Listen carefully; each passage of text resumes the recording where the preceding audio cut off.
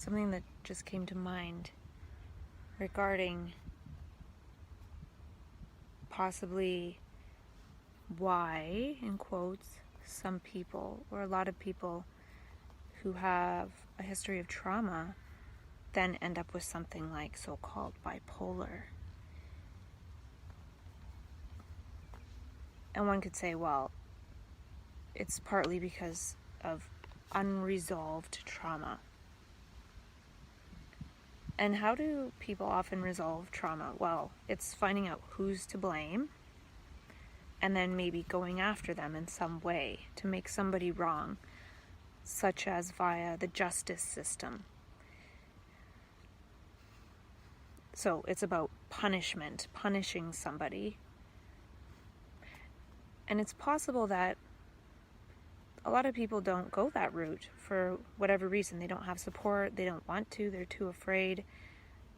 It's not something that's punishable by law.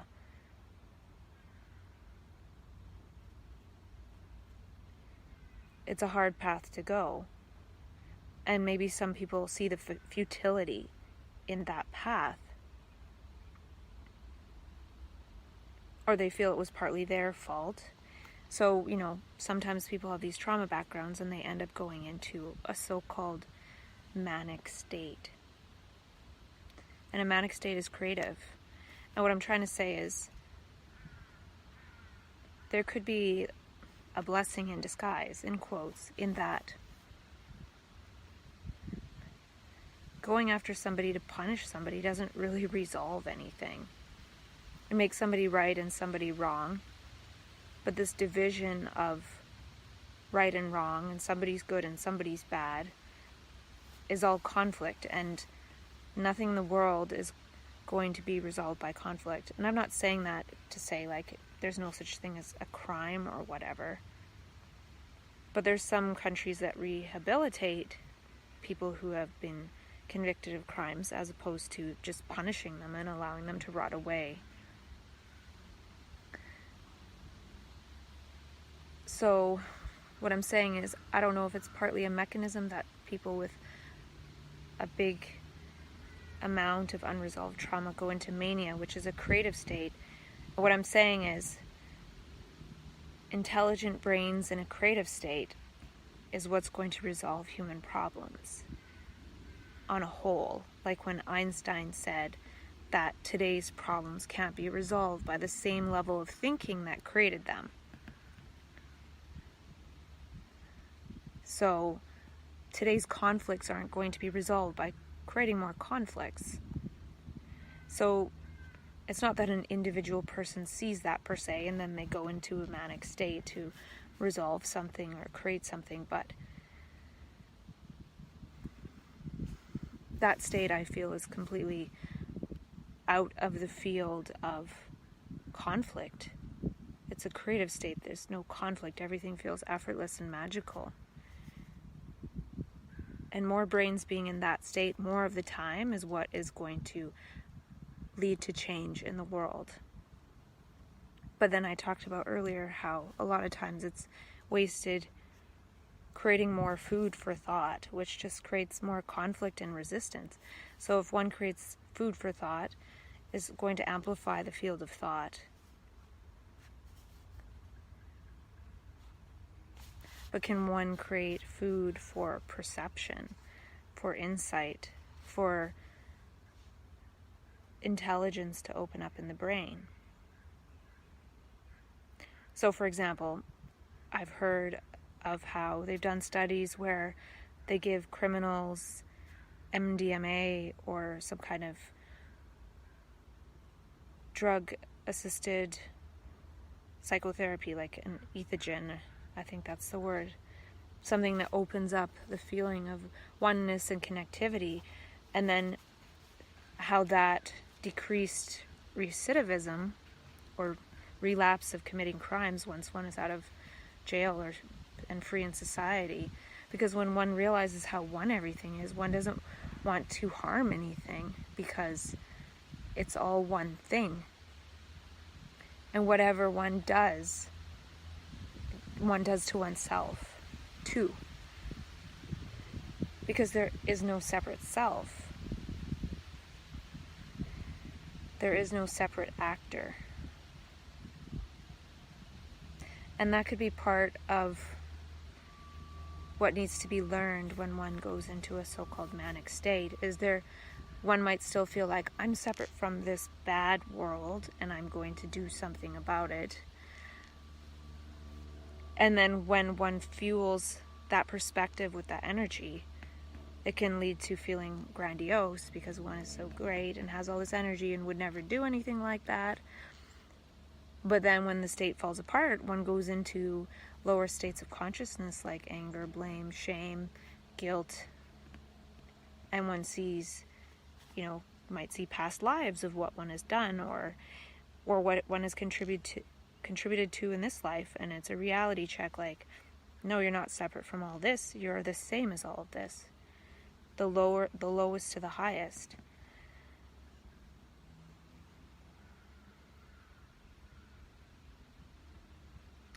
So I think part of it then would be to see that when one steps out of that field of action and reaction, one is the whole thing. So one moves as the whole thing, not as something separate acting on something else. It's a subtle distinction.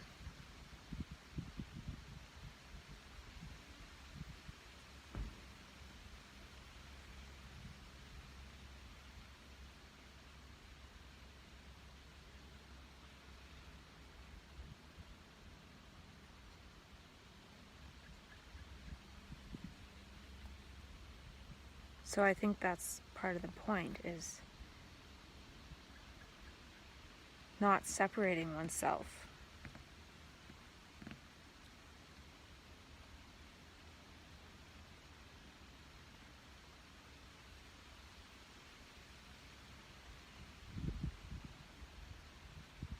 But then I feel like part of what I've had trouble with is when one feels like one is the whole thing and one goes back into it, one feels like then the way one is ping-pong balled around is acceptable. It's like, I'm everything, so everything's okay. And I think that's what I've come to see, is that certain fields of conditioning are so strong that one does need to get away from that, at least temporarily.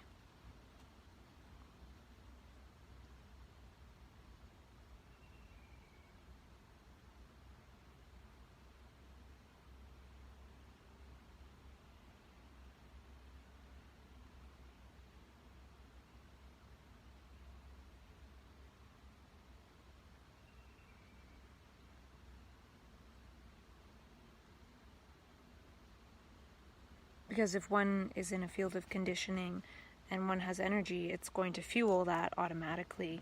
And one could think, well, this energy could change things. And it does sometimes rapidly change things. Like I've experienced where all of a sudden people around me who are part of my conditioned past are acting in concert with what's going on in the energy field. But again, that conditioning doesn't like it. They want to go back, even though they're completely unaware of it. It can't last because it partly becomes uncomfortable to me because I see it so clearly, and others don't. Which would be like saying to a stranger, we are one consciousness. We're not separate. And one might say, oh, that's nice, that's a nice idea. But the felt sense of it that happens sometimes is much different than the idea of it. And I could say the idea of it to the people of my conditioned past. And when that state comes about again, I don't know. I'm not sure how it works, but I'm just seeing that getting away would be good. And the sad part of that is most people who go into these states, they get captured and they don't get a chance to get away. And there's a getaway of like being afraid and running for one's life, and there's a getaway that involves seeing things really clearly and consciously moving away, saying, this isn't for me right now. And now most people get captured by the mental health system, and they can't just say, well, I don't want this mental health system, this isn't for me right now. It's forced. And that's why we really have to take really, really good care of ourselves. But unfortunately, most of us live in poverty, and it's very hard to. So most of us are so trapped, and I really empathize with that.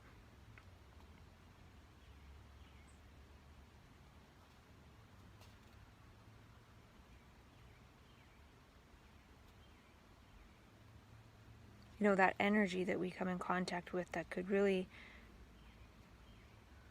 be creative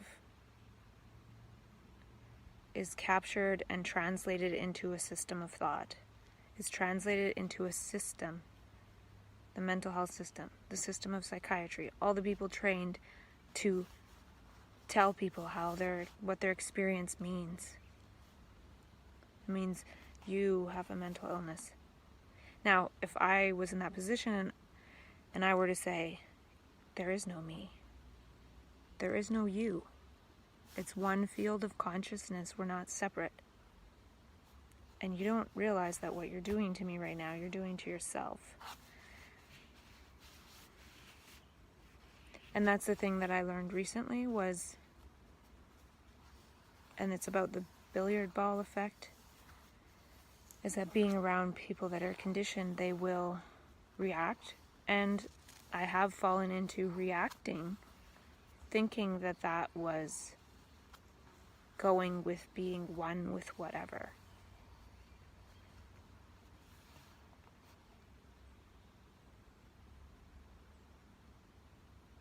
And then that brings up another metaphor of something that actually does happen to people in terms of speaking with those who are part of one's conditioned past, is that one gets flat affect and one literally cannot speak. There's no communication. One is related, as in relatives of those of the conditioned past, but there's no relationship, meaning that energy that one connected with is of a totally different quality than that of the level of conditioned thought. So when one that goes into that energy gets captured by the system of conditioned thought, one literally can't even speak because it's not a language that one speaks anymore. And the conditioning and the, so-called recovery movement is about being able to learn that language of being a separate self, which is an illusion, which is why when the brain breaks down from that, it's really hard to get that back.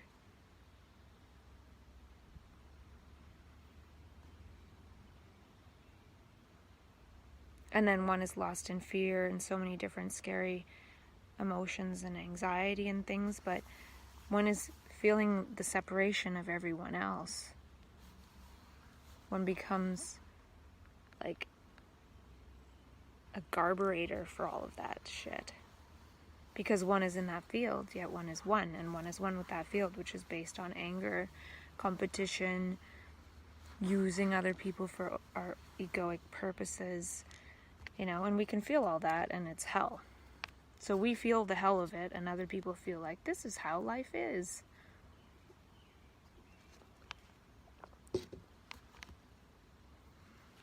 So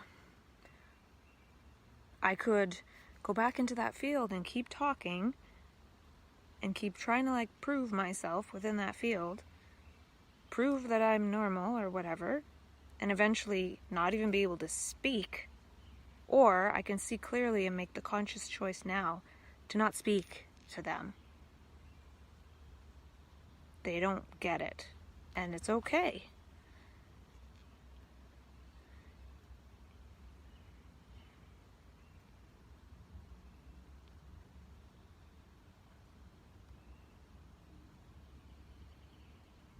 That would be like trying to convince a psychiatrist that I'm not mentally ill. It's not going to happen.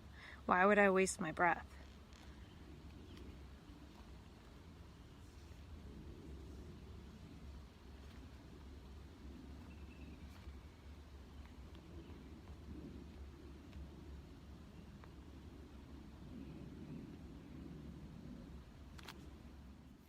Interestingly enough, I had 8 minutes of calm breathing and 2 minutes of focused breathing while talking to myself in self-dialogue in the last 45 minutes or so. So that's cool that I breathe calm when in dialogue with myself, because I'm not having as much calm breathing lately in general. So it's good to know. That's why I like this spire thing. I can see more related to the relationship between experiencing trauma, like a traumatic event, and the manifestation of something like bipolar. And it's something about, at least this aspect is something about how if the body realizes that it's in a life or death situation, fight or flight, the brain has to go into this super fast processing speed of being able to take in all factors in order to get oneself out of that situation, which could be life-threatening. And what that does is it causes a transient hypofrontality, which is a term I learned from Jamie Wheal and Stephen Kotler. But basically, all concepts disappear because one can't think about what one's going to do in a linear fashion, like, if I do this, then this will happen, then this, and prediction. The brain goes into a hyper-perceptive state, fight or flight, life or death, in order to get one out of there. And I would say it goes into fight or flight or light. What I mean by light is the brain goes into like a light speed quantum processing state where it can see all possibilities at the same time without even knowing that it sees all of them. And it knows the right possibility to get one out of there. And it knows what to do, and it can adapt. If something changes, it can adapt and quickly calculate. Super fast speed. It's the intelligence of the organism to save the organism without reference to the abstraction of the self. And so one goes into fight or flight or light. The light speed of the brain gets one out of there. And then later the self realizes what happened. And it goes into trauma, like somebody did something to me, and like the victim mentality. And I'm not going to talk about the validity of that or not. It happens. There's no way to avoid that, I don't think. But the light got one out of there. The lightning speed, fast intelligence of the brain, which is based on perception, clear perception of all the factors in action. And in that state, the brain realizes that's what it needs to do to get one out of there. And now, the thing is, the brain may not have ever accessed that state before, truly. It is said that we are constantly in a low-level fight or flight. I think parasympathetic activation, cortisol, low level. But it's just, we brush it off, and it doesn't make our brain go into clear perception to change. The cortisol and that reaction kind of comes in, so we don't change anything, so we keep going with that. But the fight or flight or light gets us from the situation we're in, where we're stuck maybe, to out of there at some point. So since the brain now accesses that state of light, super fast processing, it has now unlocked the potential of that to happen at another time. And the thing is too, that related to that, what can happen is that since one along one's life generally isn't being themselves, like being their true being, they're generally being their conditioned version of themselves, of who they think they should be and who they're told to be, which is usually quite far off from what one is meant to be. So then what one sees is that trajectory of participating in being the conditioned version of oneself got one into that situation. It led up to that situation. So now the brain becomes hypersensitive to going back to function within that conditioning and go back to be the conditioned self. So then a lot of the pain and sadness and depression and anger and kicking and screaming it's not only the sadness of the events, but it's resistance to going back into that field, which is a field of people, using each other, which one becomes very sensitive to being used.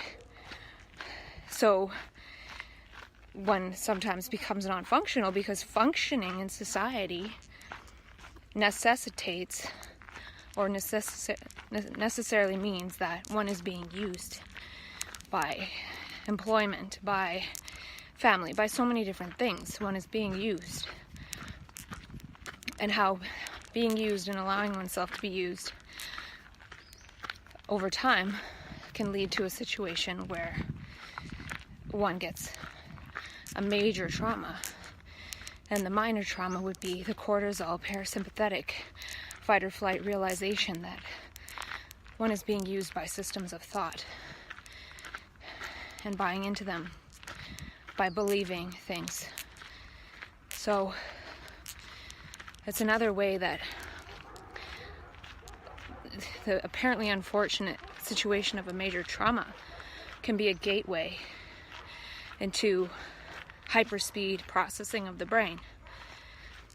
And now since the brain has touched that, it has the possibility of touching that again. And it also becomes sensitive to the fight or flight of the conditioning. So the intelligence that was able to save the body in the trauma situation is still there operating and seeing it's intelligent to stay out of the conditioned society as it is. Hence non-functioning, which is seen as somebody's personal problem, but the brain just can't function in that field anymore. It's like, look what it leads to. It can see all possibilities of what it leads to. So if one is pushed back into that, the brain sees all possibilities of different traumas. And I've had that happen before, where like each way I turn, I see the ultimate possibility of moving in that direction. And they all lead to awfulness, to death. And of course, all possibilities ultimately lead to death.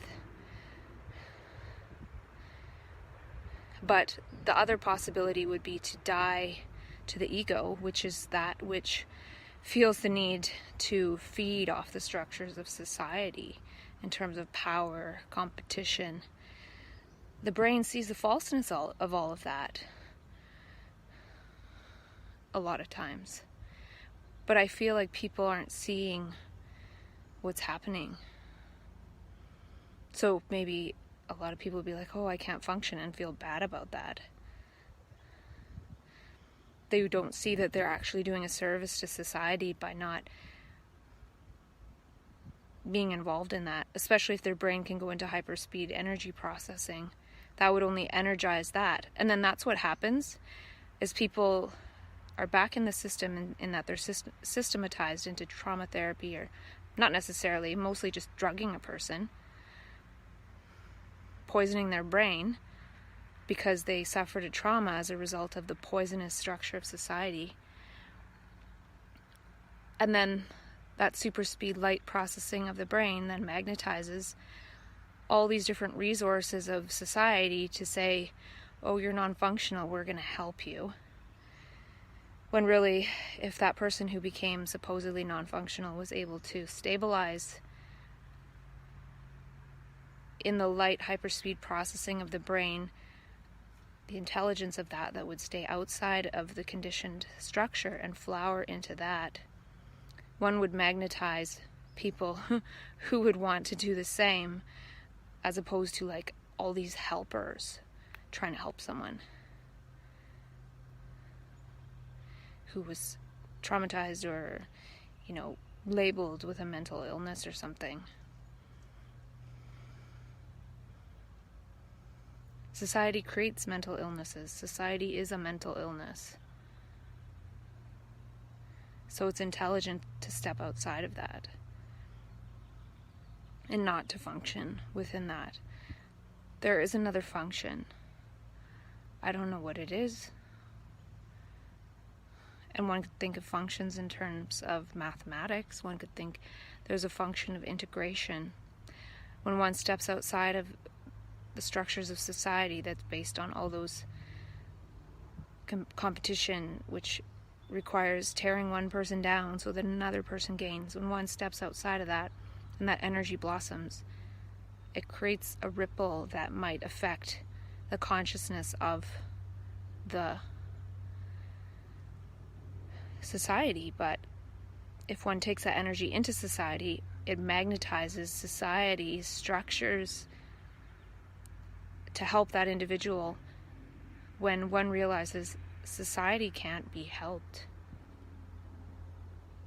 It can't be helped, it can't be fixed.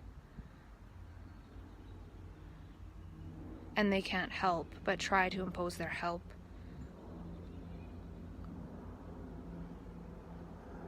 Which is to help people function as a cog in the machine.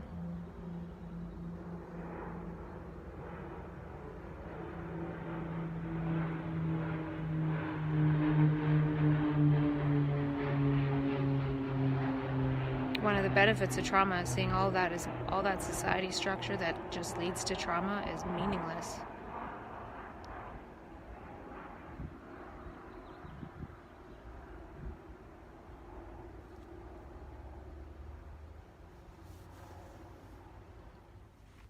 There's a woodpecker, I think, tapping on a metal sign.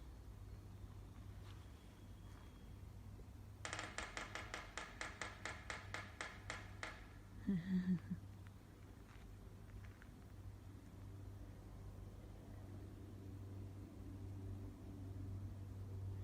must be bugs on it.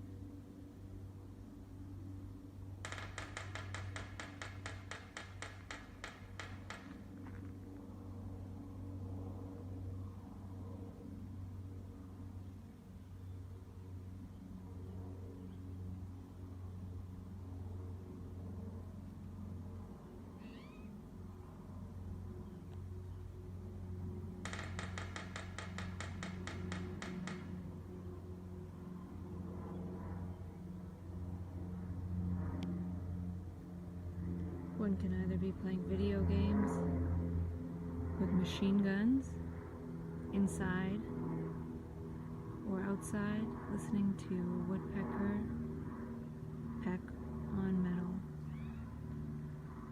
One is beauty, one is violence.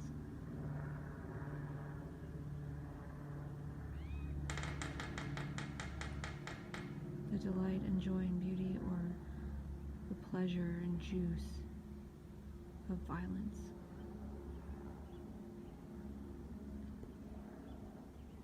Take your pick. One destroys your brain cells.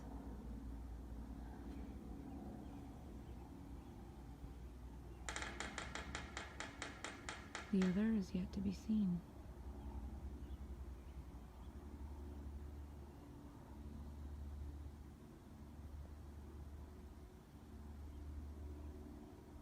Oh. Blow some love whistle towards him.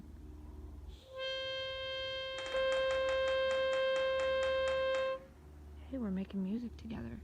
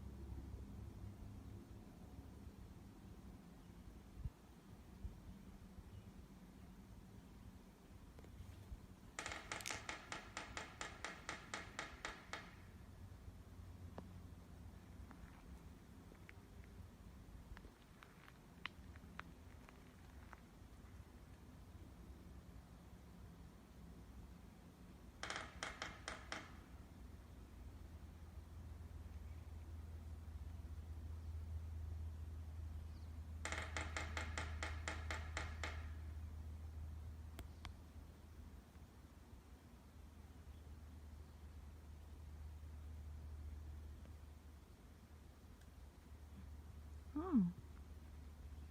You flew and then ate a bug in the air. Bunny rabbit.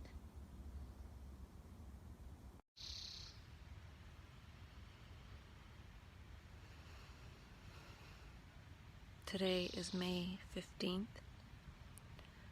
and that would make it 7 years to the day since I was hospitalized for the first time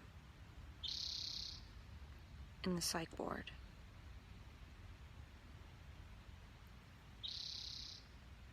So that's a pretty big day. And I'm laying here connected to the earth. I've been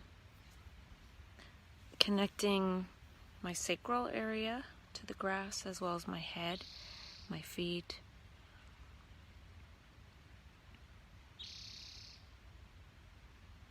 And a lot of things are coming to mind. A lot of different insights. And my brain feels like it can keep up, and my brain feels like certain things are making sense, like this whole paradox of duality and non-duality, and has non-duality always existed, or are things dual? Is there free will? What's illusion, what's not? And even some past traumas that I had growing up, even those were coming to mind as having some kind of like positive spin on it. So that was kind of surprising, because some of them were not the greatest.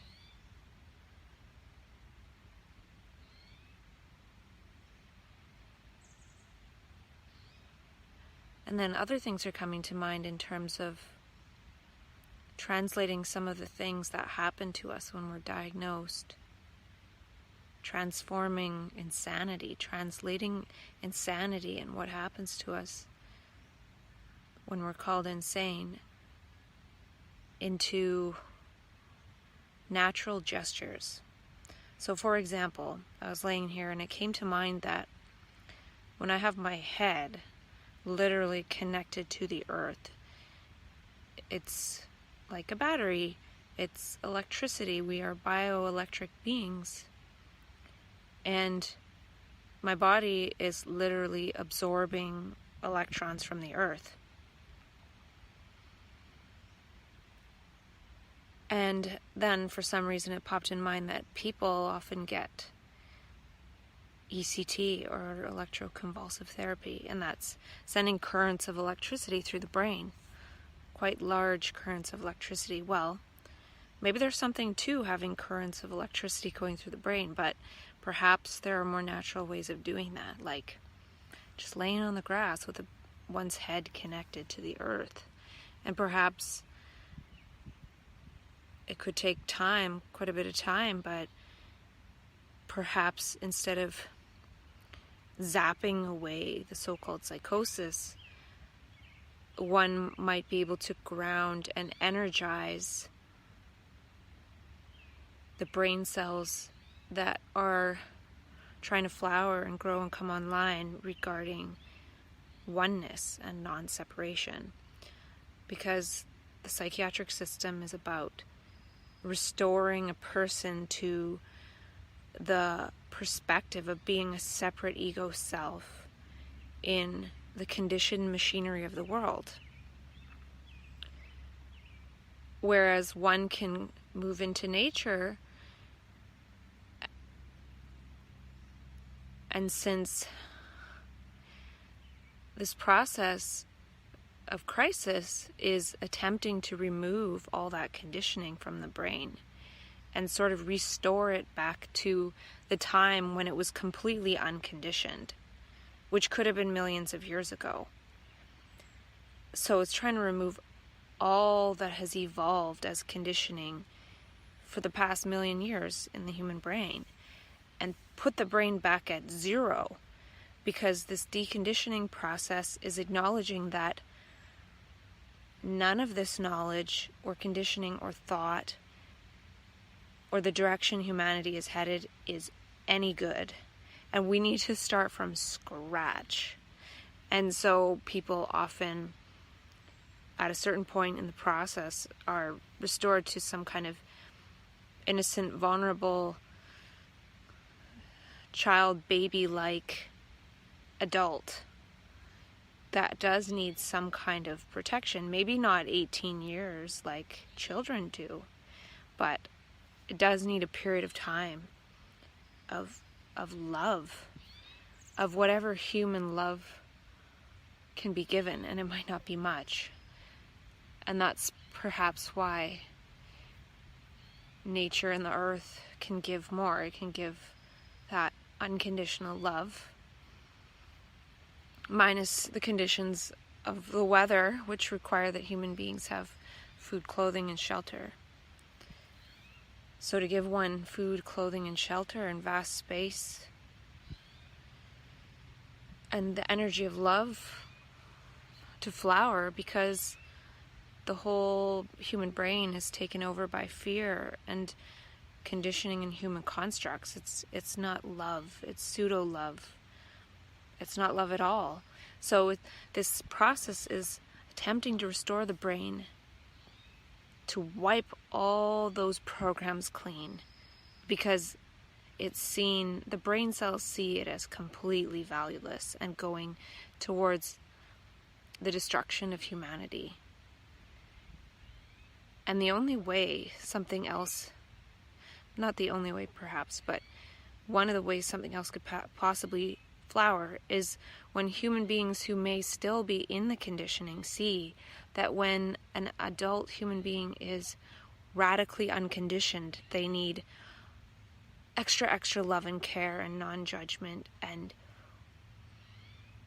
they need the conditioned human beings that are able to provide that kind of safe space in order for something totally different to flower. And this is happening on many different levels in humanity. It's happening in the children who are born and develop into a child on the spectrum, what's called the autism spectrum. Those kids need so much love, and so much unconditional, non-judgmental love if they have any chance of flowering into something unrecognizable. They're there as seeds, but when we put our structures on them, then they turn into that which we structurize. We create the scaffolding for that brain to get contorted because we judge. We think we know what's going on, but we really don't. And so when one realizes one has no idea at all,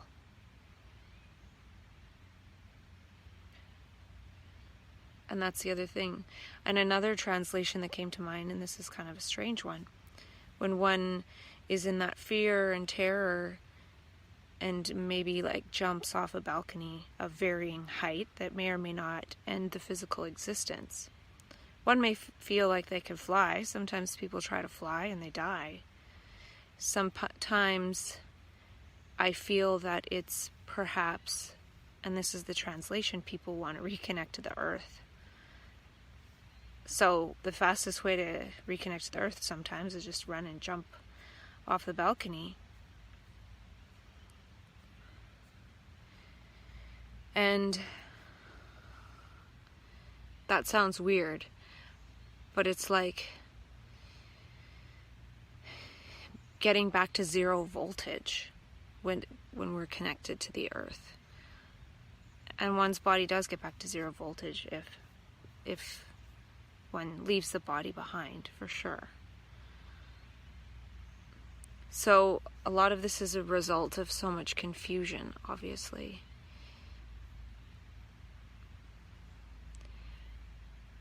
And that's the thing too, a person who gets into a glimpse of this freedom of the brain and then realizes they're surrounded by the structures of society, oftentimes makes a run for it. When people run like they're afraid for their lives, oftentimes they get chased down and apprehended. And one might be trying to run to safe space. So one might try to run until one feels safe somewhere. I did that. I sat down by a river, and it was cold and wet. And I realized, wow, I can't stay here forever. And that's another thing that came to mind lately, was that seemed fearful at the time, but really what it was saying was, hey, there are physical limitations. One does need food, clothing, and shelter. One can't indefinitely sit by a river freezing cold. The body will literally get up and walk out of that riverbank sitting in the mud because it can't stay there indefinitely. And then one walked back into the conditioning. But one can, even though one is still within having conditioning all around oneself, one could sit inside and watch TV all day, or on a nice day one could go outside and sit in nature, which is not conditioned. And I feel that that could help the brain stabilize in the unconditioned state, because of how the brain is trying to go back to how it originally was before all this conditioning came in. And I think the conditioning was necessary phase, for sure, but now it's kind of over. This conditioned self can't keep going on as feeling itself as separate from everything in the earth. So, because there's a difference between using something outside oneself to uplift oneself versus seeing everything as oneself, seeing as everything as one life, one consciousness. And that's how we need to see things. Absolutely. So the psychiatric system is all about restoring someone to the perspective of seeing oneself as an isolated fragment. And I was listening to some of Krishnamurti's teachings, and he was saying how once the brain gets outside the conditioning and sees that, how dangerous the conditioning is, it can never go back. And I was like thinking, I think it does go back, because we get reconditioned. If we glimpse that freedom in something like a so-called mania, it doesn't last. We end up recaptured, and we have everyone around us trying to recondition us. But then I realized maybe that does have some truth to it, because even though there's so much invested in trying to recondition a human, after that happens, and they're labeled with something like bipolar or schizophrenia or something, it doesn't work. Like, the studies I've read or the information I've read is like, most people can't return to work. Most people can't function. There aren't very good outcomes, as they call it, like outcome measures of people can't even clean their house. So the brain is not able to be reconditioned. So the whole system is going in the wrong direction, in that it's trying to recondition a brain that is unconditioned. It needs love and peace and quiet to take roots and flower as something totally different.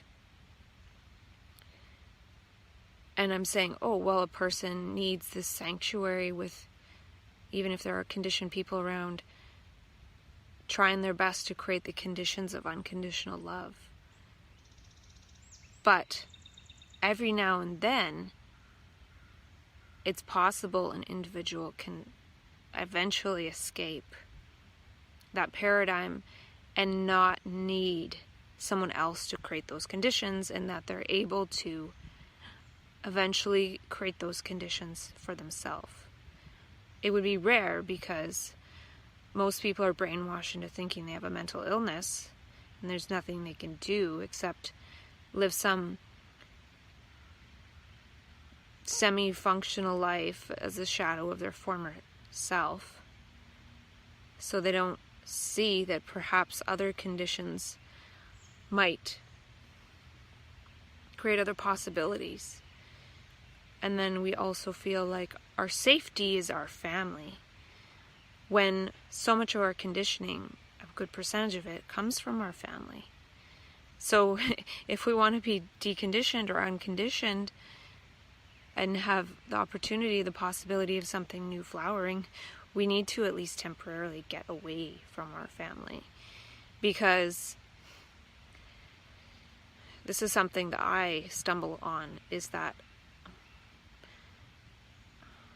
since I feel kind of one a lot of the time, I don't assume that people have these like conditional intentions inside and they're projecting them onto me. And when they're doing that, they are participating in creating me as manifesting that way. So I feel like being aware that the interiors of supposed others are conditioned, and the energy of one that is unconditioned sometimes, and then at other times experiencing a violent process of being reconditioned by others.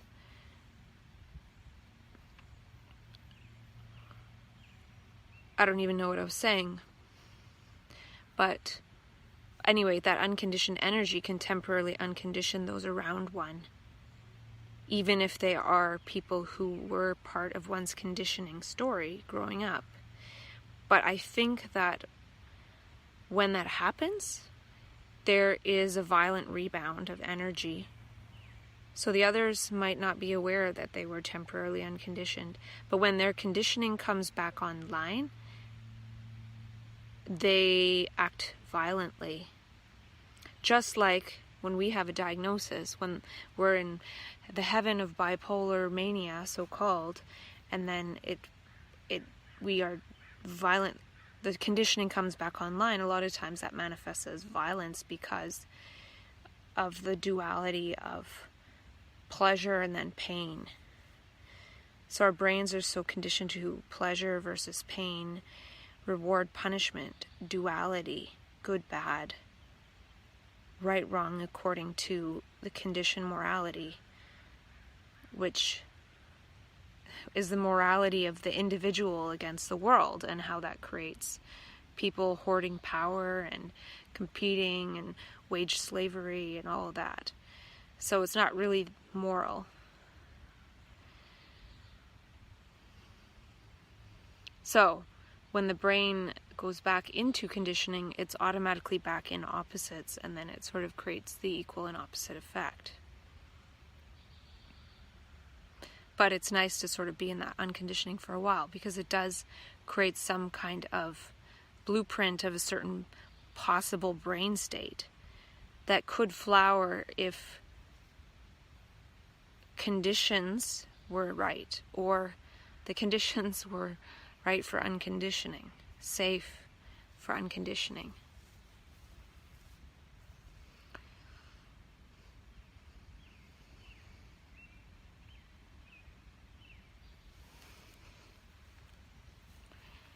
And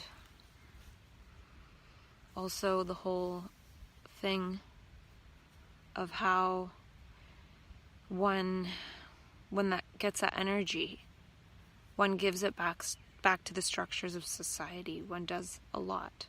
One translates it into doing, which then creates more brain cells of doing. And since this process, this energy, is actually for the undoing of all the doing that humanity has done, if one utilizes or is sort of tricked into using that energy and doing and trying to do something, which is the trick of I need to save the world,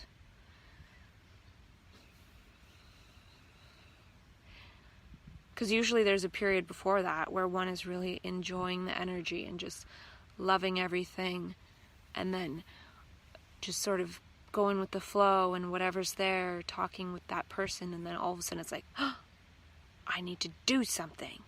And then it tries to do some particular thing, and then it gets translated into a motive and a pattern, And all that is part of the conditioning structure. So then when that happens, when it gets fed into the I that needs to do something to the world, as opposed to this is an energy that is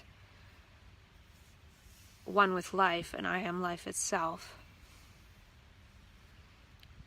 And being life itself, putting the energy back to life itself, not the false structures of conditioning that are human constructs and are just like this little vibration that is, it seems like such a big thing, but really it's very small.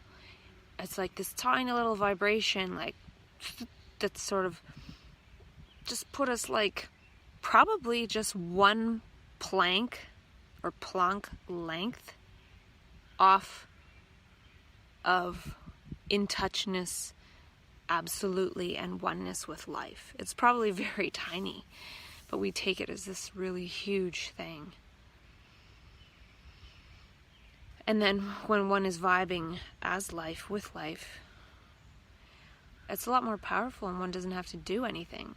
One can try to do something, and then that is a so-called manic episode, according to the manifestation that is labeled bipolar by psychiatry.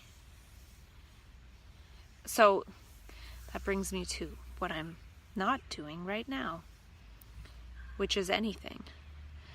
I'm laying in the grass, and if there is any energy, just giving it right back to the earth. Not even giving it back to the earth. Being one with the earth. I don't have to sit here and try to give energy back to the earth. Just touch the earth, and that's all one has to do. So this may be a temporary gesture of sort of like surrendering, instead of doing something and doing something and doing something with that energy, and that energy building and trying to create all these projects that don't get finished. And then one sort of surrenders oneself at a certain point to the psychiatric authorities, because that energy implodes upon itself and springs back in an equally but opposite way, thus creating so much pain and awfulness.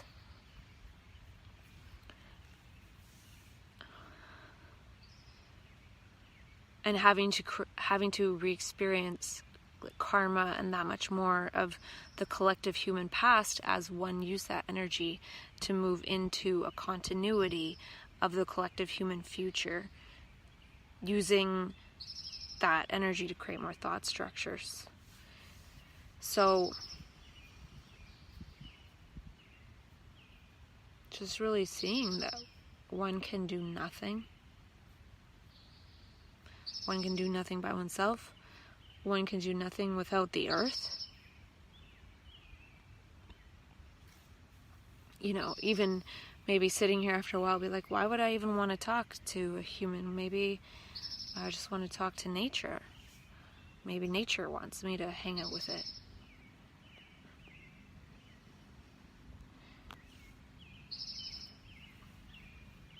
And interestingly enough, I heard a mockingbird. Never heard a mockingbird here before. Hear them in California. They sound a little different, but it was the same long mockingbird tune. And then I put this cell phone in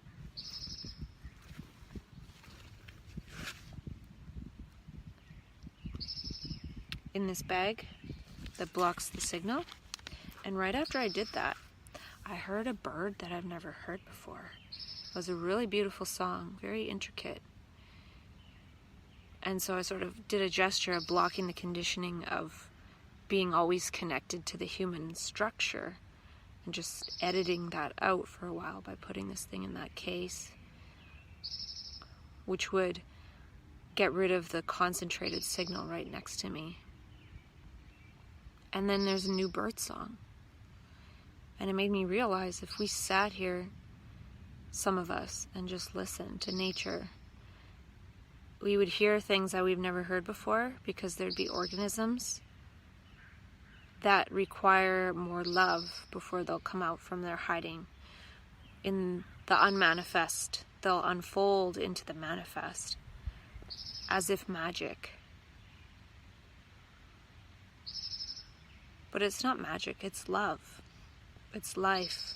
Look at all the forms here now, and look at all the forms that have been destroyed by human interference. But human stewardship, human love, actual human love, unconditioned, without looking at nature with the conditioning of how can I use that for my benefit and profit. That love would make so much more beauty appear than we could ever imagine.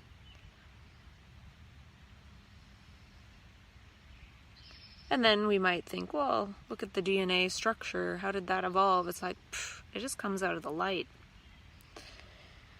It comes out of the light and slows its vibration enough for us to interact with us if we have enough love. If we have enough love to look and listen without interfering, it'll come back. We don't have to do anything to save it.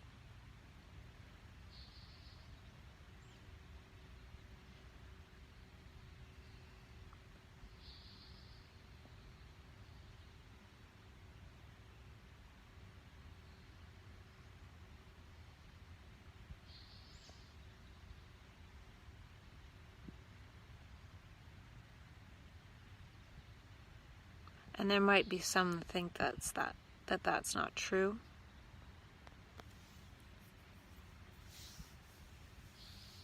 And that's how they'll experience it. They'll experience the world being completely destroyed. But I'm not sure how that part works. Of course, no one can be sure, but it's either the earth on the other side of the sun that the light beings get transported back to, or the world splits, or blah blah, whatever. Or more than one world in the same space.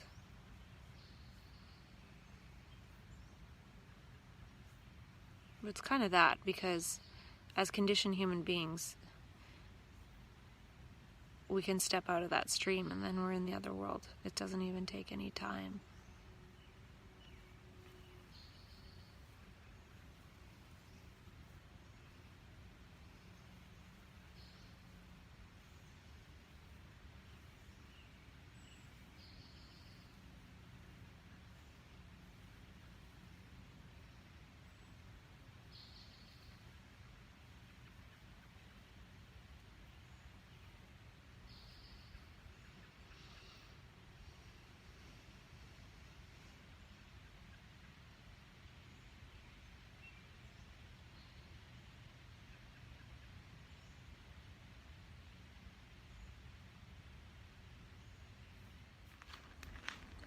It just arose in mind that when one's brain goes into processing at the speed of quantum, it's in a mode of clear seeing, and that clear seeing of perception, action, direct action, leading one closer to one's original self, one's original dream, one's original blueprint of one's life before it was warped by the conditioning.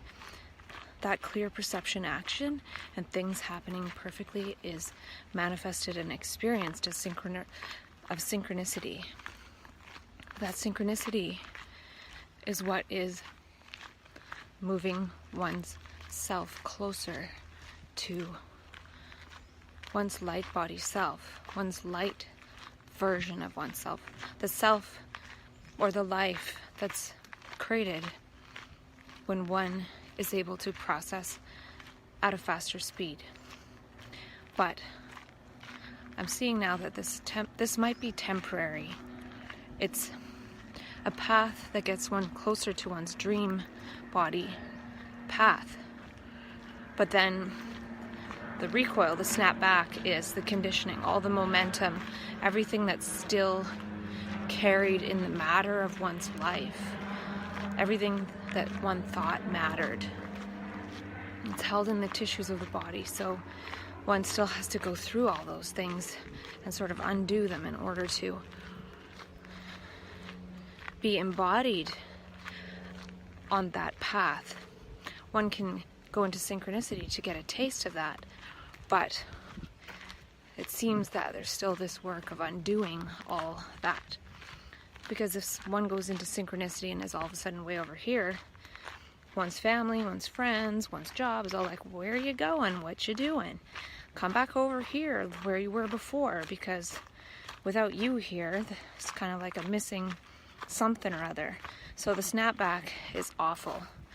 From going into light speed of the brain, synchronicity, everything working perfect, to the recoil, which is very painful, and then also feeling like one is back in molasses.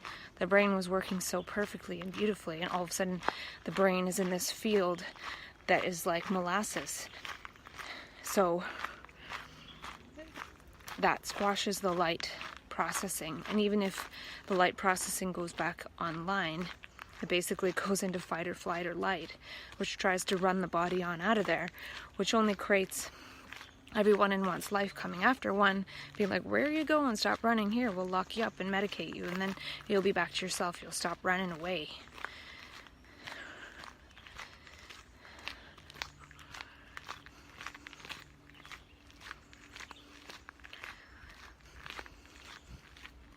So I'm wondering if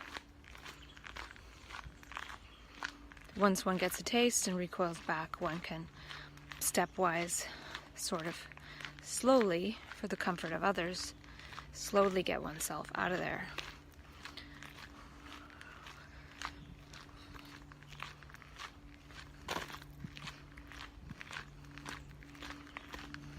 So one sees where one can be, but often we get trapped into thinking that we can never get back to that because we're told we have this lifelong problem that we're going to have to be dealing with forever.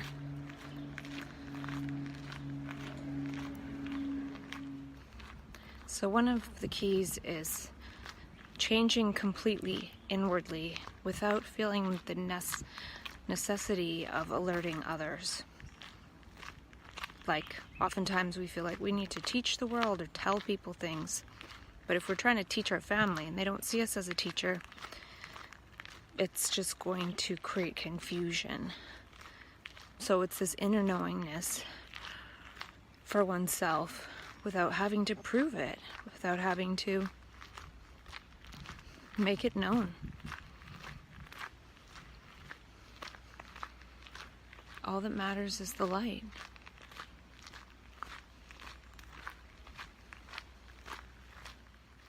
Because part of what happens when we go into that hyper-processing state is that we feel like we know a lot more than we do, or we did before. Like, we can sense what other people are feeling, but since we can sense what other people are feeling and thinking, we think they can too. But the truth is that they can't. But they can in some sense, because the more we project what we're experiencing inwardly, outwardly, instead of keeping it as an inner knowing, when we put that knowing outwardly, that energy of conditioning will come back and try to assimilate. So it does know in some sense, like it knows that we've changed, it knows that we're different, and family will see us as behaving differently. So it's this really strange and subtle thing. And then when you know within yourself that you're completely fine, then they sense that, and then they leave you alone. And they let you be alone. And that can only happen when we no longer go crawling back to them for their help. What they call help.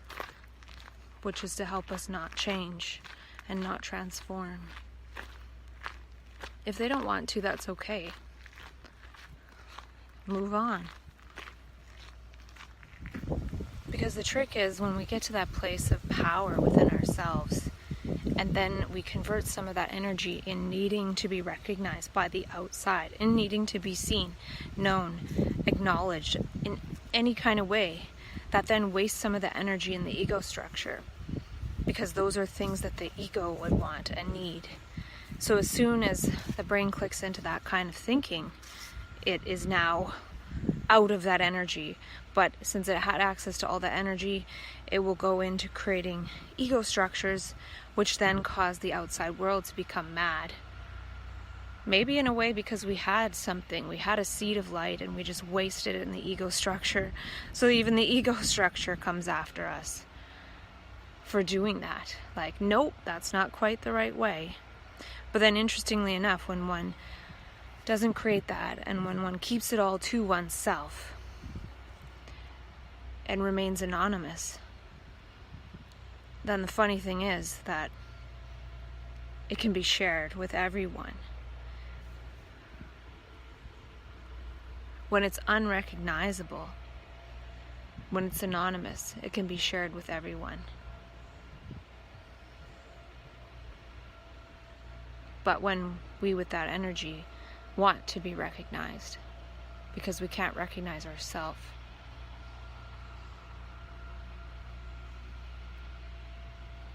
we have to recognize what is the self, what is the ego, and stop the energy from being wasted in those structures. So there's part of the ultimate positive spin, is that the collective ego structure, all the conditioned people one knows, all the conditioning of humanity, won't necessarily, I don't know if it's true absolutely, but it won't come after the one who has touched the light in the brain if one doesn't use that power, that seed of light, to create more ego structures. So if I connect with that and eventually I create an ego structure of grandiosity, however you say it, or like I'm supreme and I'm going to help everyone,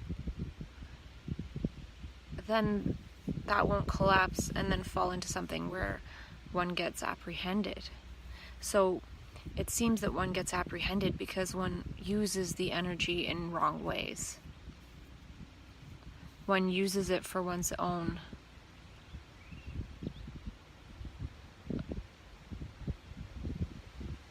power and upliftment.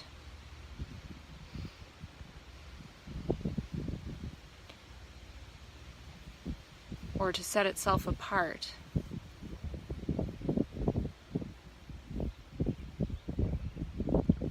The thing is that one is kind of a part of the set apart from the conditioning when one touches that energy, but when one keeps to oneself and doesn't build an ego structure out of it, then one is outside the conditioning but able to share that energy with everyone to maybe affect unconditioning of the whole. But if one tries to do something, people don't like that. And then we get that back on ourselves. We get stuff done to us.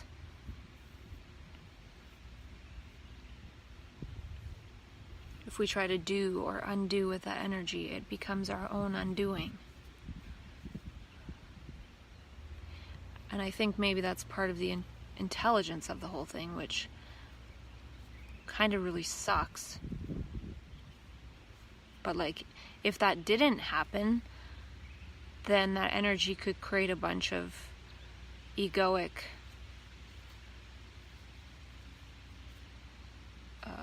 I don't know. Like, I imagine every now and then someone slips by and that creates like a Hitler or something.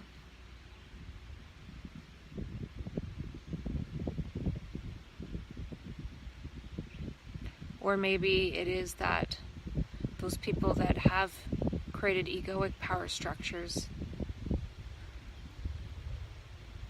like governments, they've created the structures like psychiatry in order to capture those energetic beings who might affect change, to take those types of people out of power. So maybe it's not as benevolent in terms of being recaptured by the conditioning. It's probably not benevolent, but we can remain anonymous.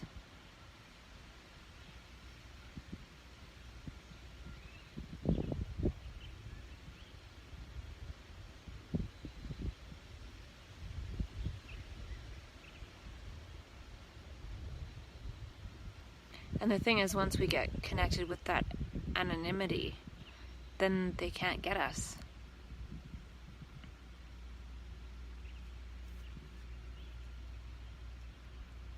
Because they don't know. They don't see what's happening because it's something working in the invisible realm. So when we do nothing in the visible realm and allow all the energy to go into the invisible realm. So if I don't move like this, that energy doesn't go through my arm. It can go somewhere else in an undifferentiated way, undifferentiated by gesturing according to human conditioning. It goes into the field.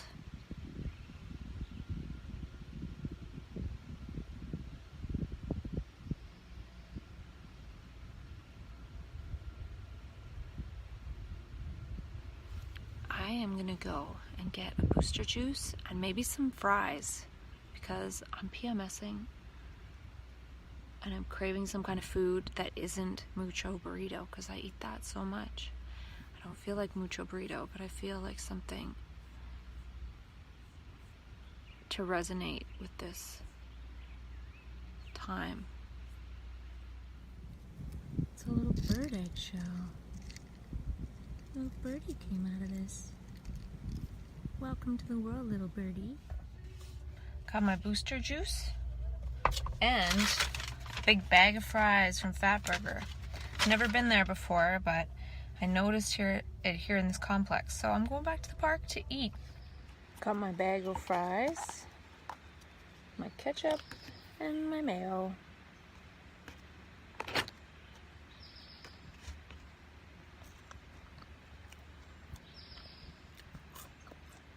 Oh, these are pretty good fries. I knew I didn't feel like McDonald's fries.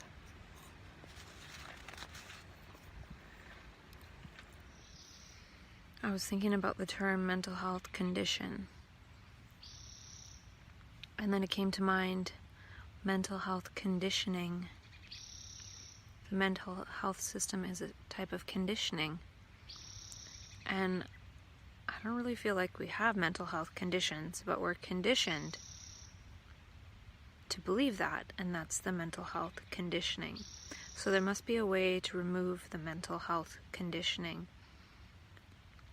which can transform supposed insanity back to the process of transformation.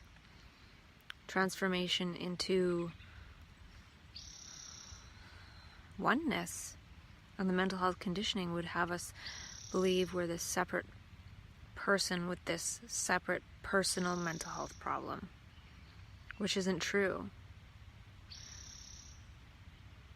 The perspective of being a separate person, acting independently of everything else, is the only mental health problem. To feel like one's mental health is separate from every other thing.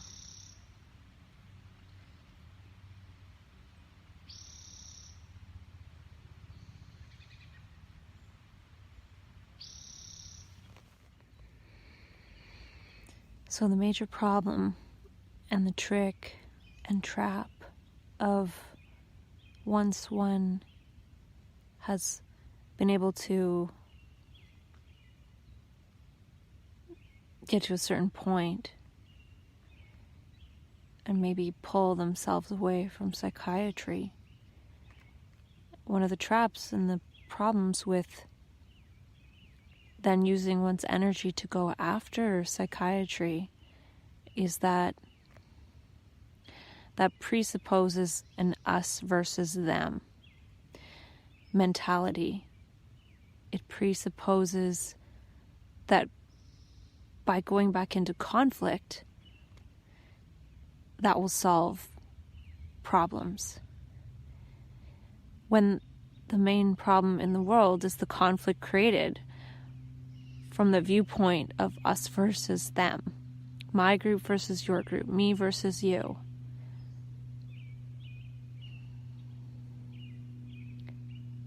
And it's the point of view of having a me that creates the thought of there being a you separate from me.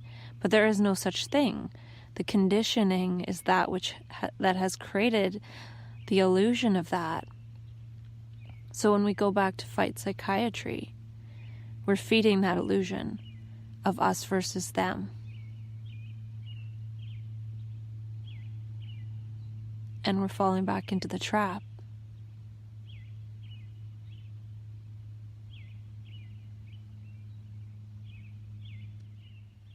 The conditioning created the illusion of us versus them. And if we use our energy to feed conditioning, that only creates more conditioning. It only creates more conflict.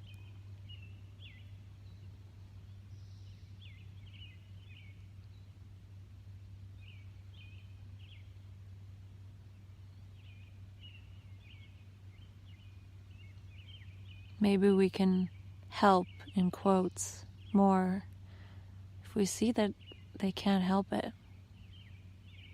Because they see based on the conflict of you versus me.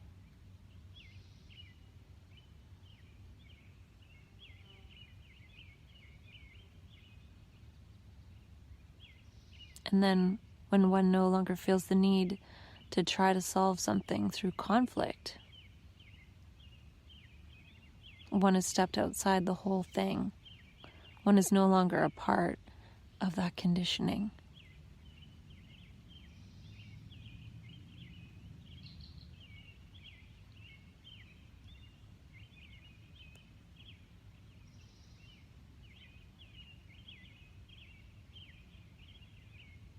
Then one is the same as the birds singing.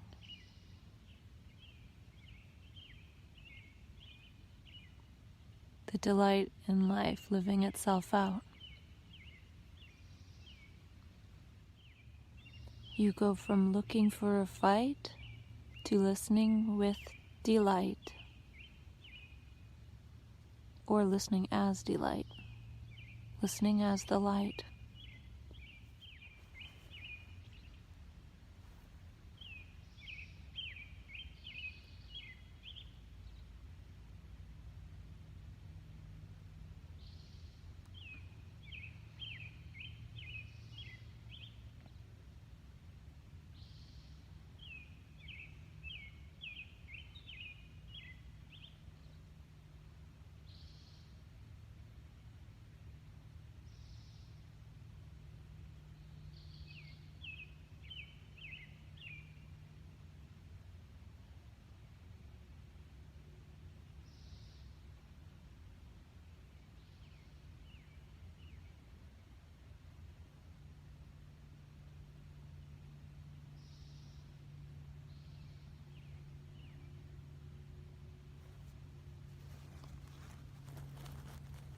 Oops. I got this tank top. I got you from Universe.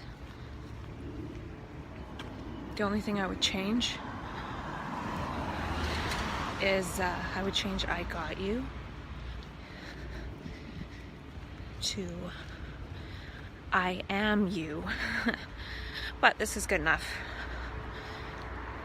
And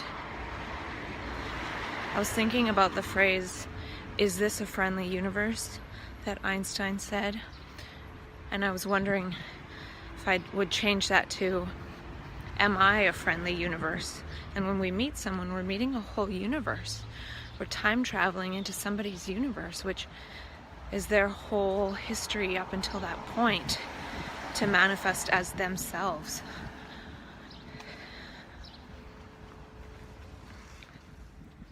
And I think there's a really big difference between what the universe would have each one of us be and what each of our families would have us be. And I'm choosing the universe, man. I'd rather be a universe than a daughter. This morning I woke up kind of grumpy and PMSy, and I didn't have a very good sleep, only 64% according to Sleep Cycle. And I think it's partly because I got a bit of a sunburn on my legs. The sun was really intense yesterday, so it was hard to sleep, plus PMS it makes it hard to sleep. And I felt tired, and they're stomping above my head, and I was just kind of like, ugh. And then feeling a little bit like, how could I feel this way after yesterday? I felt really good. And last night I had some insights, but I wasn't feeling like too energized. And when I was trying to sleep, I felt that death thing trying to happen, but it wouldn't really happen. And then I realized it's not bad. I took a methylfolate and a tyrosine this morning, so I feel like energized. I was driving and I felt happy and singing along to my favorite songs. So it was really different once I got out of there. And I think that lower state is just a sign, like, remember, don't forget to get out of here. Don't let up and think, oh yeah, I'm fine. Remember, you're not fine being here. Get out. And then the microcosm of that is getting out for the day, and the macrocosm is getting out and going on a journey. So yeah, I'm feeling good. So that thing with dogs is happening again. I came into the park and there's like a bag of dog shit on the side like usual. And then, not only that, I just stepped in a small little pile of dog shit in my new runners. I really just don't like dogs. Maybe I just don't like dog owners. So that is really disgusting. It's like, how do you even get that off of there? So they either pick it up and leave it in a bag on the side of the trail, or they don't pick it up and someone walks through it. Usually I look pretty closely at the ground, but I wasn't looking at the ground. I shouldn't have to look at the ground.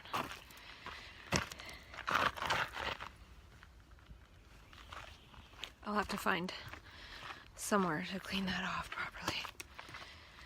Oh, God.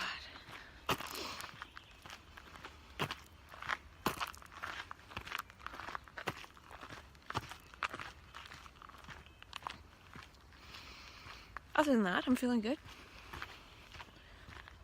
I'm in my favorite park, even more favorite than my other favorite park. It's so nice in here. It's a weekday and other people aren't here.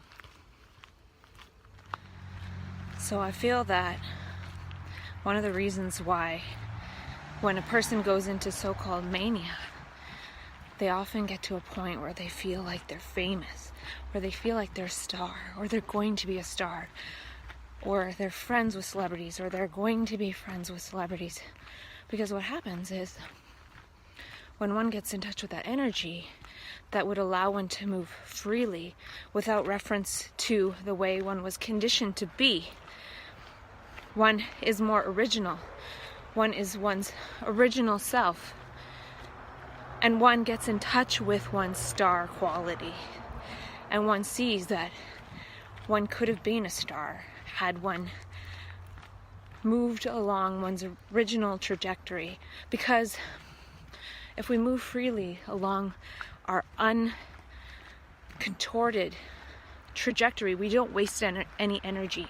We don't waste any energy trying to be something other than we are. And if we're totally that which we are, we have total energy. And had we been that all along, we would have created something completely different. So when we're all of a sudden free, that dissonance in our whole life, it's not cognitive dissonance, it's physical time warping dissonance of realizing that one has just traveled through time and become in touch with that which they might have been. And they're temporarily that. But since one didn't move along that trajectory the whole life, one's there, one feels like one will always be there. But there's this elastic band force of all the adjustments one made according to family conditioning, society conditioning, education. And that force is at the same time pulling one back to be in alignment with that continuity of being contorted and distorted and used by others.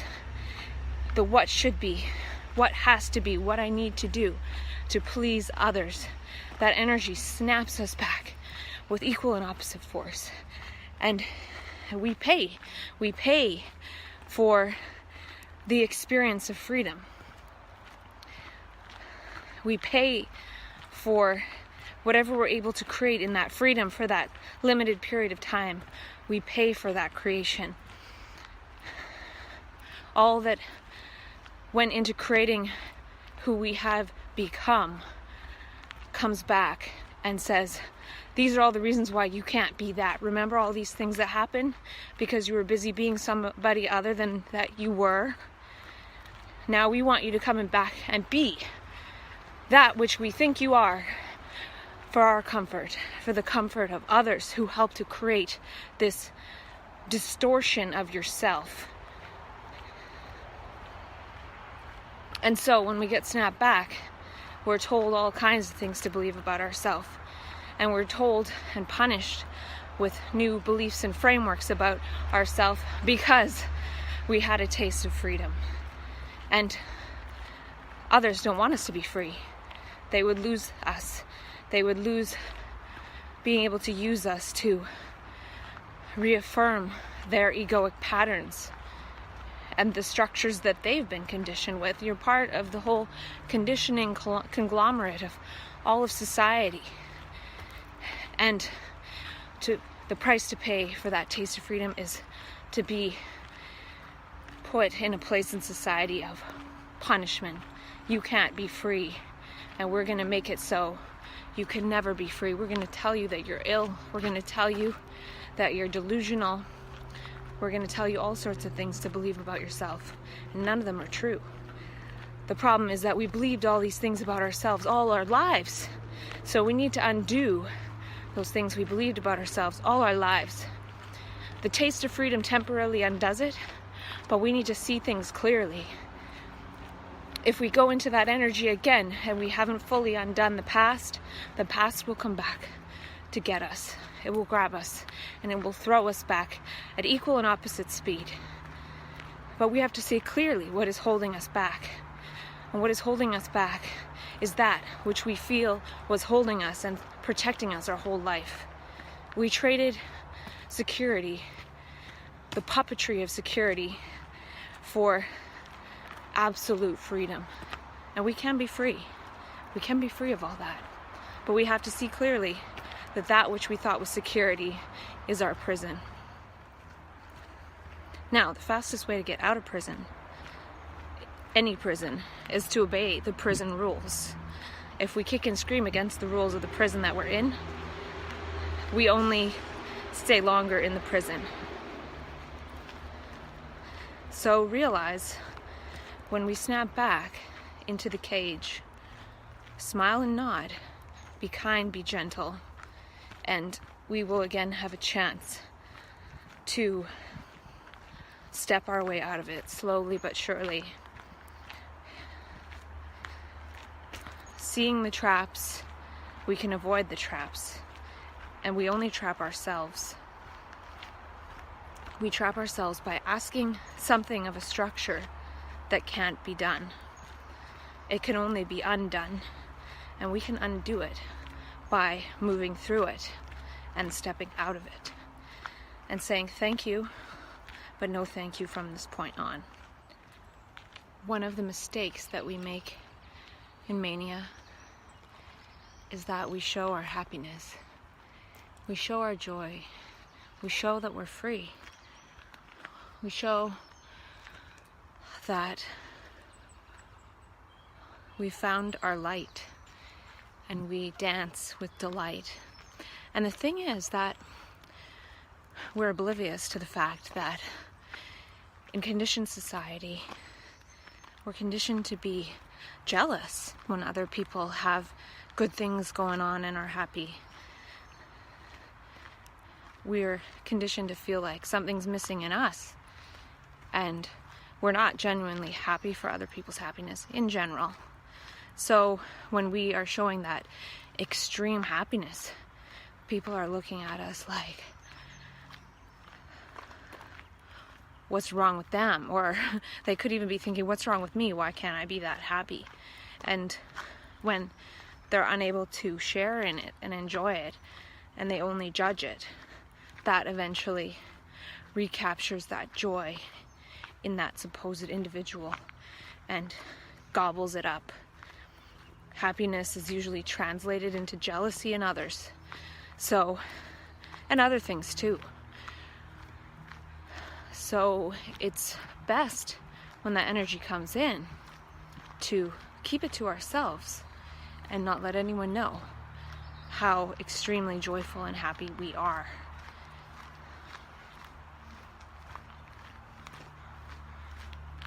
And I guess that goes with when we're not feeling it's good too.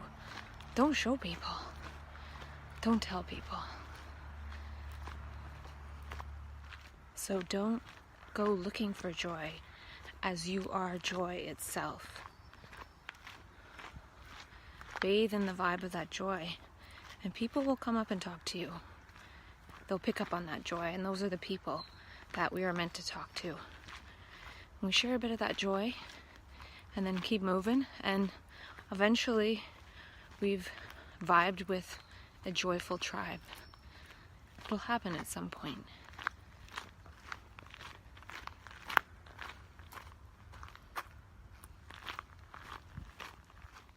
Oftentimes, when a person experiences so-called mania, one might do something like take off spontaneously on a trip all of a sudden.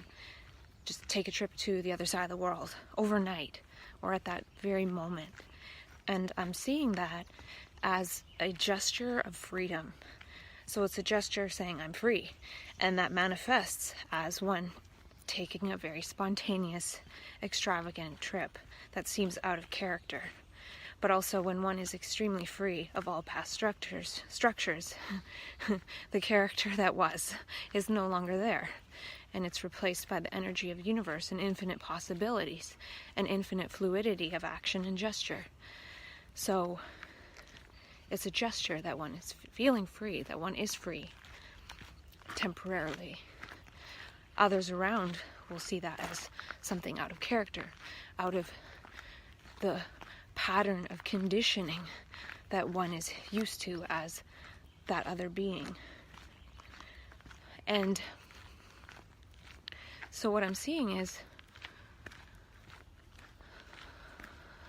the gestures, the actions, the behaviors are manifestation of how we're feeling on the inside. If we're feeling infinitely free, we might take a trip. When we feel infinitely free, we feel infinitely rich. So we don't feel like money is a problem. We feel like if we spend all our money, we'll get more, because that state is a state of inner richness. And then that translates into feeling like we will have outer richness, which isn't necessarily true. It could be possibly true in the future. But with that freedom and that unlimited energy, one sees that struggling and working for money is not the most fundamental thing. The most fundamental thing is being oneself and living and having fun with that energy. So here I am planning a gesture, a trip to go away from my conditioned upbringing. It's a gesture saying, I can be free of it and spending time away from it. But I also do feel that's not the ultimate answer. The ultimate freedom is being free of the conditioning, even if surrounded by all one's conditioned past. So there's no conditions to being free. But I do feel that this gesture is a movement in the right direction. I watched the movie The Danish Girl, and there was a scene where the man that is becoming a woman goes to like a peep show in order to watch the woman and her gestures of being feminine. And even though this being felt all their life that they were a woman.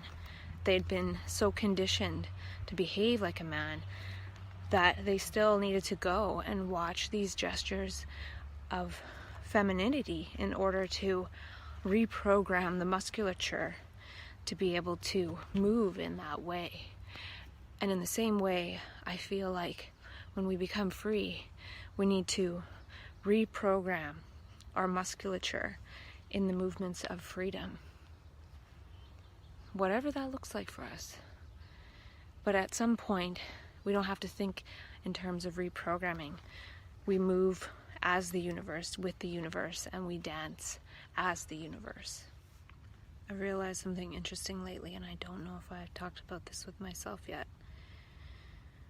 But it seems that one doesn't even need to do anything to be free, except stop wasting energy on those structures that would enslave and imprison.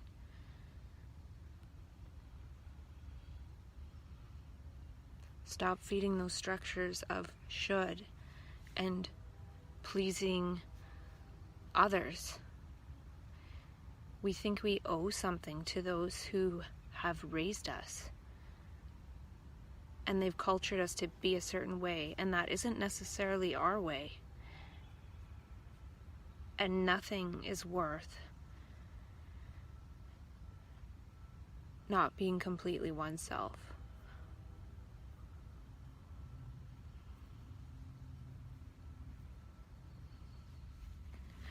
So I haven't really read any insights in a long time, but I've been writing a few things down by hand because when I was first struggling, the first 2 months that I was struggling with this energy, there was a man who told me, it was a colon hydrotherapist actually, he said, I know what you're going through. What you need to do is write stuff down and look. So he actually did a gesture of like pretending to write on a paper and then like holding the book like this and going. And I think he was giving a clue to something, how, one, it's important to write what is channeled by the universe through the universal vessel of you by your own hand, because that is more powerful than putting it in typing. And there's been studies about that for sure. Something about the writing, and also putting it on something manifest like a piece of paper is more powerful than putting it on like invisible paper in the computer. It's not even really real. It's not even really there. Something that's manifest in a form is more powerful than something that is in technology. It's just how it is. And one might say it's not as powerful because if I write this with a click of a button, I could share it on the internet, whereas this is only on this book right now. So one might think that's less powerful, but the interesting thing is that when one puts it into the computer, one is feeding the conditioning. One is putting it out and people will look and they'll just translate it according to their own conditioning, and it just feeds the monster. Whereas this, when one writes something that the universe says through one's nervous system onto paper and looks at it, the universe is looking at what it said to itself, for itself, by itself. And that actually resonates to all brains without putting it through this like, oh, it's got to go into a computer thing. The brain is a way more powerful computer. We all have the same human brain. We don't have individual brains. We all have the same brain that evolved over the same amount of time. They didn't all come individually and we individually came onto this planet. We all have the same brain, different bodies, different experiences, but the brain computer and connecting through nature is more powerful. That's how we've done it all along, and look where we've gotten to. So this is more powerful. So that being said, I don't even know if I have to read it, so I'm not sure if I'll go into reading things that I wrote. I did print off a bunch that I typed, but I might go back to the original process of writing it down, maybe talking about it, maybe not. I've written in notebooks for many years, and I think a lot of it is mixed in with conditioned personality stuff, and hopefully that is mostly on its way out. Even if it's not, if that comes back, it was still there slightly this morning, which I was talking about as a compass to remind myself to keep getting out of the conditioning, then just not feeding it as much. And part of that is not talking about it to other people, because that feeds the conditioned structures. So I wrote, free will is only when you are free, not conditioned, but creative. If you are not free, you have no free will, but a false will of reaction from the conditioning. Hence we then think, why did I do that after we do something?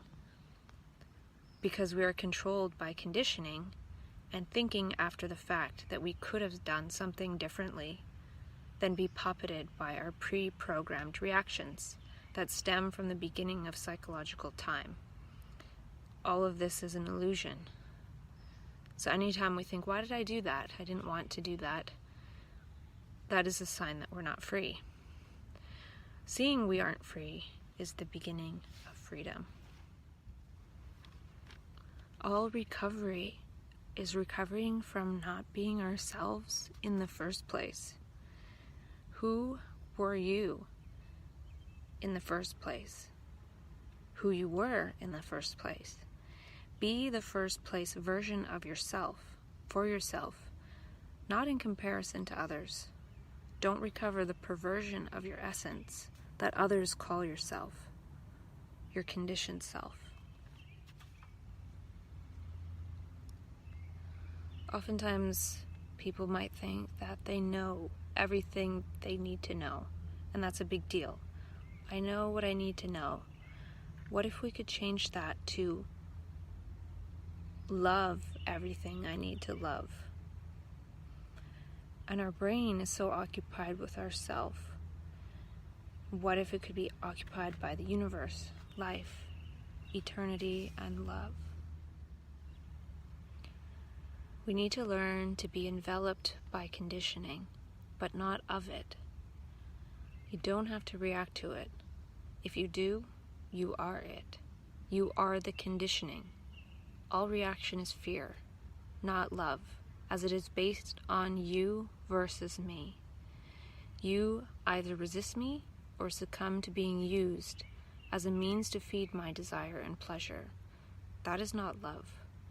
Fear is the conditioning. Anger is the conditioning, as it implies cause and effect and a motive for a certain result. When love is, conditioning is not. Love cannot be conditioned. Example, fit into human constructs. The network of language, which is measure, cannot know the unknowable. You cannot know love. You can live it. One can be in dialogue with life and love, and the you arises as an epiphenomenon of conflict with life, as a separate you.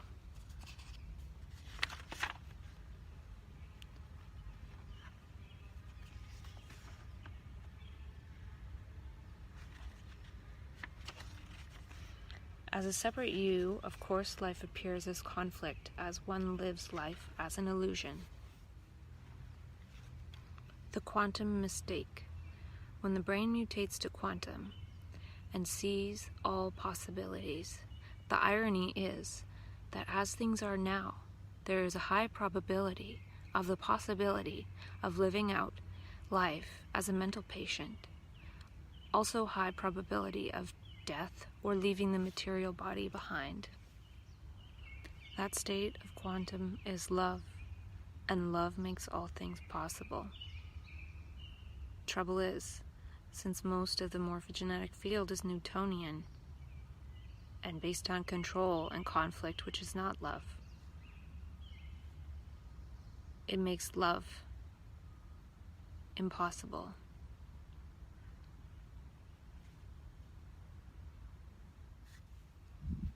Tell me your dream, not your story. Your story is the nightmare caused by your conditioning. Keep it undetectable to the conditioning. Invisible, indivisible, quantum.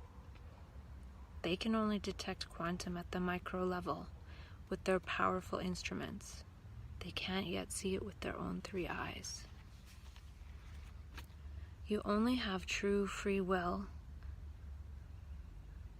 when you have love, for then you have freedom to experiment and be creative.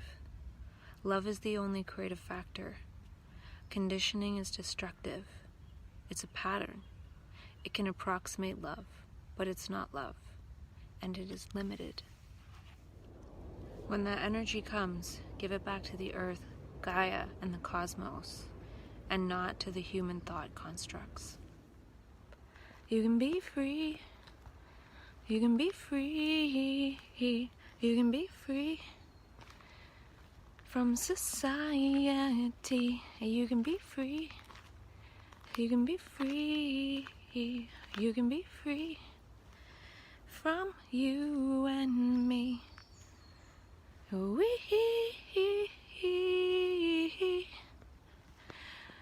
live in eternity. We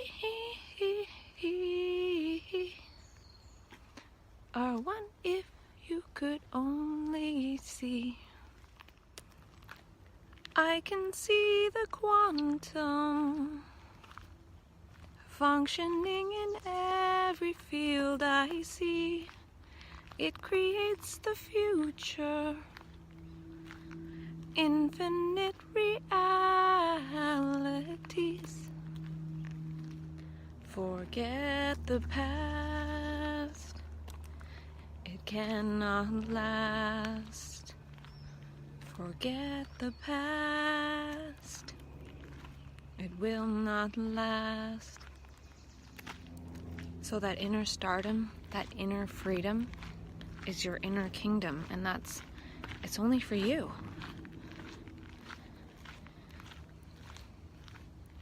It's the original pulsation of your very being.